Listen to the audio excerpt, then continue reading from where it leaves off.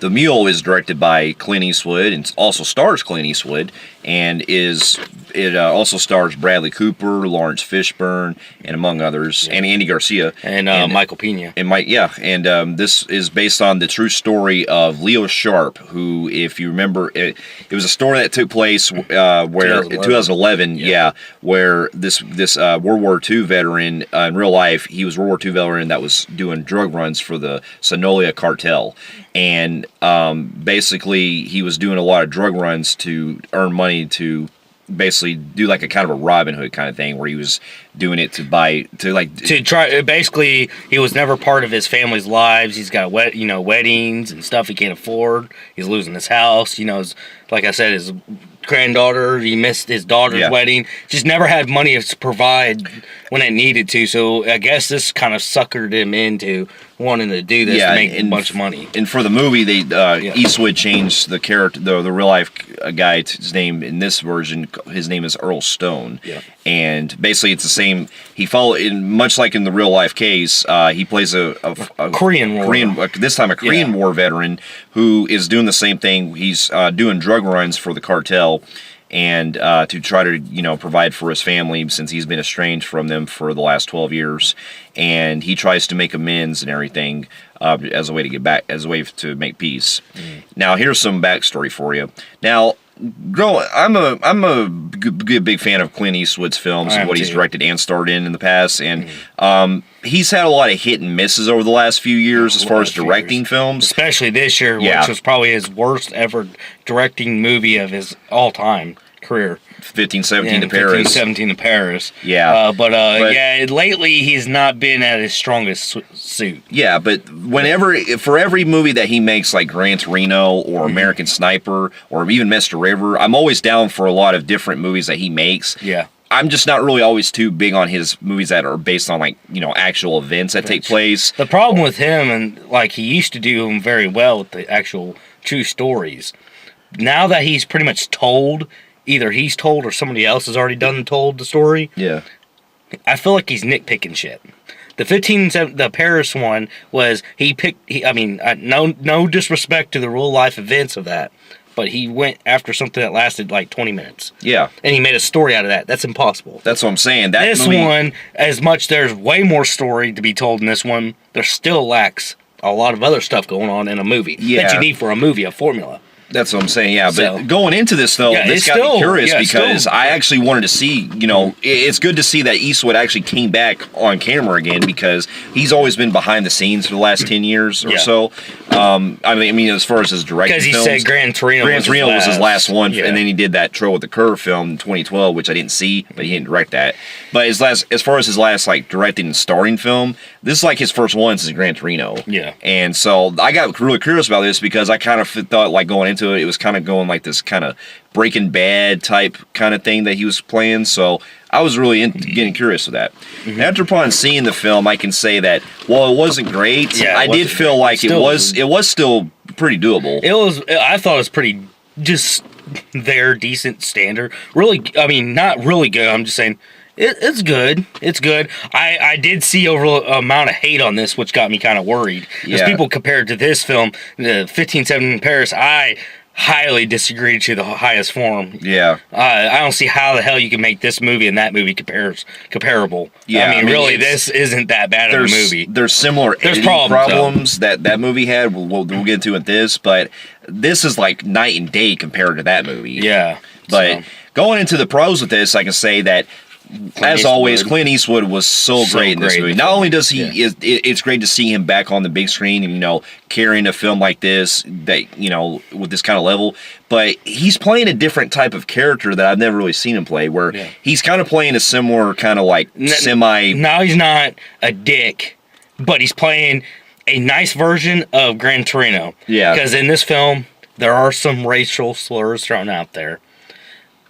But there's still not as many as a lot of people were making it out to be, because somebody told me it was like that throughout the whole film. It really wasn't. No, it wasn't. And but instead of being that cocksucker hating the world, he's actually a pretty nice guy. Yeah, he's never... Given what he's been dealt with, because he's got his daughter, his ex-wife, and his granddaughter eventually fucking hating him. Yeah, and he's, he's spending his whole life, being... Caring about money, and also being into flowers. He's a florist. And he traveled around the country. Yeah. That's all he would do. He'd never show up to things. Yeah, and so, you can really see the toll that it takes on him. Yeah. I will say, now that we're on the subject of some of the racial slurs, that was fucking funny. Yeah. He says some funny shit. There is a lot of funny stuff that he says in this that, even though it seems tonally out of place, especially in some of the serious parts, it still had me laughing a lot. It's like, I still couldn't get enough of it. Especially, which I've never really seen in a while, fucking him getting pussy. Yeah, there's actually a part where two times there's two times where taking their tops off to him, and you can tell he's like fucking a lot of girls in this movie. Yeah, he's like, I know, that's kind of weird. Yeah, that was great. But anyway, I also got into the other performances as well. It's Bradley Cooper. He was great. I especially liked Michael Pena. He's always great to show up. Andy Garcia was also great in this movie too, but he's underused. Yeah, he's underused heavily. Yeah. But he's a wasted opportunity. It's great to see him again. I will say that him being, I do have a little problem in the writing with this character, but I'll get in that in the cons. But yeah, everybody's performance is not like it was atrocious. Everybody did pretty good. Even the small end characters in this. And there's another thing. His ex-wife is actually played from the woman from Lost Boys, and I haven't seen her in a long ass time. Diane Wiest. She played from I think Wiest. I think I don't know. But anyway, if you remember her, she was also in Edward Scissorhands. Yeah.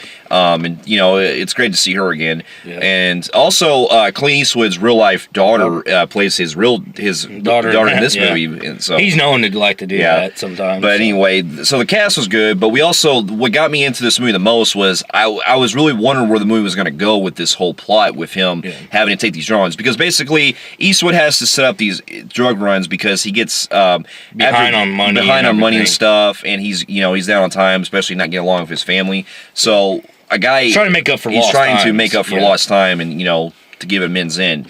And the way that stuff goes down, it does actually go into territory that does get intense for where it goes, but toward the end of the movie, it starts to kind of fall apart. Yeah. But for where it's going, though, I was still really getting into. See, I already kind of knew the story. A lot of these true stories, what hurts is I know the story before I go into seeing the movie.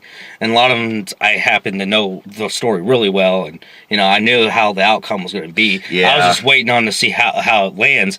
I think that Clint Eastwood downplayed a little bit with what probably would have went on, because I don't think somebody of his nature would have gotten off that easy with the cartel. Yeah. I had a problem with that. And on the realism part. And we're telling a realistic story here. Yeah. So my issues is now we're in the cons, because there ain't much we could really say probably wasn't much going on in the story. That's what I'm saying. So now here we are with our cons. Let me get in this first, since I've already, before I forget, Andy Garcia, as much as I like his performance, his character is should be the biggest badass of them all, because he's the leader of the Sinaloa cartel. This motherfucker is too goddamn friendly in this film. Yeah. Too fucking friendly. Yeah. And two, they did use some mules, use some people that wouldn't expect a white guy being part of the cartel, but from what I understand is them cartels ain't fucking nice at anybody, let alone a gringo. Yeah, that's what I'm saying. I just, there's a lot of joking, which is funny, but when Clint Eastwood is around all these guys, he's very comfortable, and they're comfortable with him off the bat. I know, that's what I'm saying. The tone just feels a little off with this. Yeah. Now, it does come to a point where I'm still laughing along, but the way that it kind of goes with some of these serious moments, it takes a lot of the mood out of what they were going for.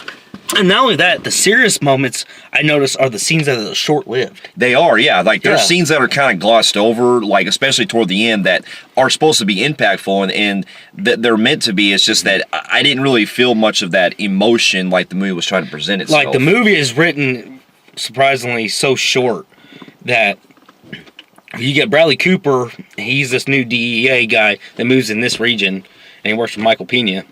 And because they're focusing on Clint Eastwood and his runs back and forth, which can get repetitive when it's the same shit. That's another thing too. Singing, driving. Yeah.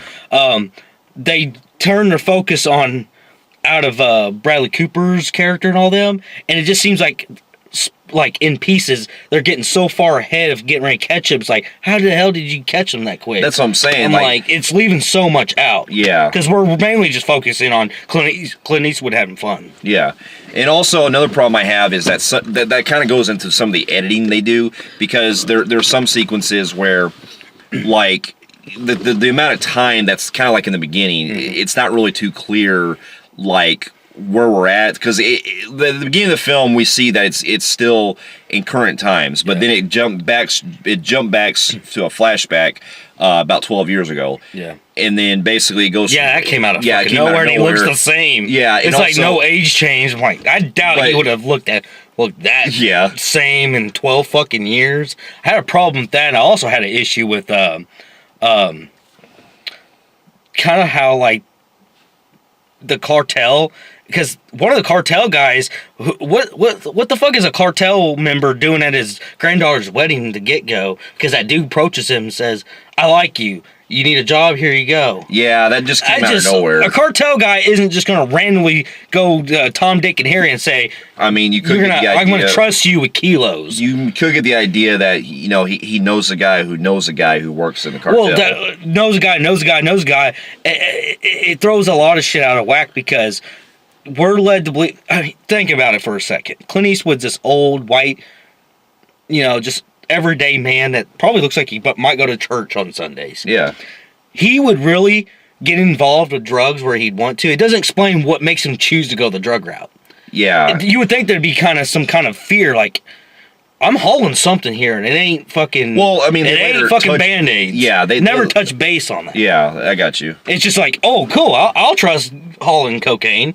So I had a problem with that, and this movie overall lacks a villain. It does. It really doesn't. It lacks a punch with the way it's trying to present itself with these villains that they set up. And in the end, it also has something that we won't spoil, but the way it kind of resolves itself. I know that it was supposed to, be leading off into what happened in real life, though I felt like they played it a little. I mean, they were doing the facts, which I appreciate, but I felt like the way the movie progressed, it felt like we went off into something that never got resolved, if that makes sense.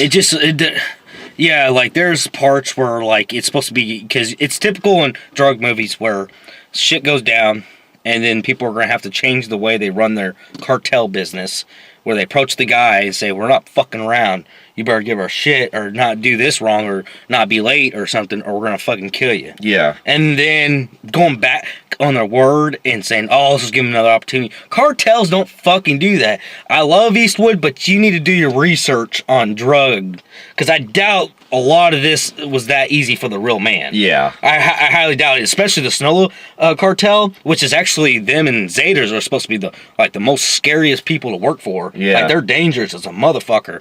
And they just I felt like Eastwood downplayed the cartel. Yeah, I agree. Yeah. But overall though, I still admit, like, it's not up there, like, as far as his greats, like, Gran Torino and all them, but I will say, it's still good to see Eastwood still has it. I still feel like for some reason it's still watchable. He's lost a little bit of his touch as far as, like, the direction, but I'm glad to see that he's got one of his. I'm glad to see that he's still got him to make more films, in front of the camera. Yeah. So with that said, I'm gonna go a low average Joe in the Film Phreeks meter. I'm gonna go with average Joe on the Film Phreeks meter. Yeah. I was gonna go average Joe, but I started noticing more shit I didn't notice till we started the review. I'm like, yeah. It's still, you can watch through it, and it's funny as fuck for some reason. It's a great comedy in a way, but that didn't. There's some stuff that I've just noticed that he really underestimated on. Yeah. So, yeah. Fair enough. And for those of you who have also seen The Mule, let us know in the comments below what you thought about it. And if you like what you see here, you can feel free to like and subscribe to our channel and check out some of our other reviews here and at our website at filmphreaks.com. And we'll be seeing you in our next review. We'll see you later. Later.